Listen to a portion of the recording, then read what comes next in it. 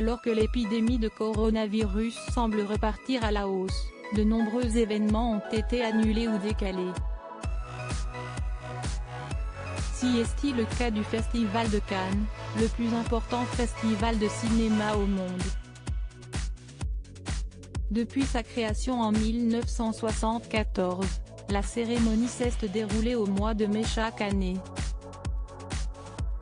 Crise sanitaire oblige, les organisateurs n'ont pas eu d'autre solution et ont pris la décision de le reporter.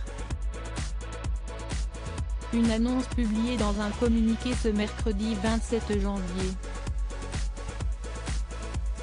Comme annoncé à l'automne dernier, le Festival international du film de Cannes se donnait la possibilité de modifier ses dates en fonction de l'évolution de la situation sanitaire mondiale, peut-on lire. Une mauvaise nouvelle confirmée par le compte Twitter officiel du festival qui indique que la 74e édition, initialement prévue du 11 au 22 mai, se tiendra finalement du mardi 6 au samedi 17 juillet 2021.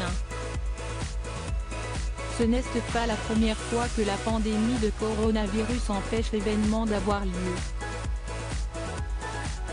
En effet, l'édition 2020 avait été annulée puisque les organisateurs n'avaient pas souhaité prendre de risques, avec une crise sanitaire à son apogée.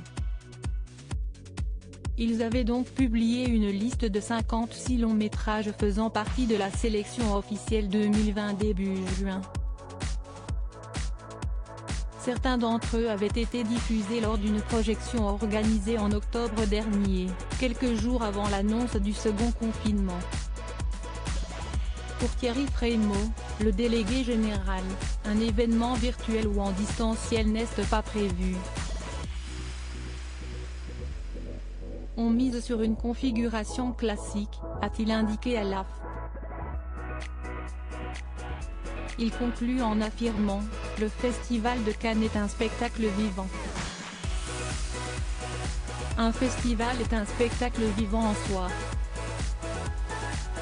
Il n'a jamais été question pour nous de le faire en ligne. La pandémie de coronavirus permettra-t-elle à celui-ci de se dérouler dans les meilleures conditions? L'annulation des festivals. Le Festival de Cannes n'est pas le seul à subir la pandémie de coronavirus. On peut faire référence à la Berlinale, qui se tient depuis de nombreuses années à Berlin.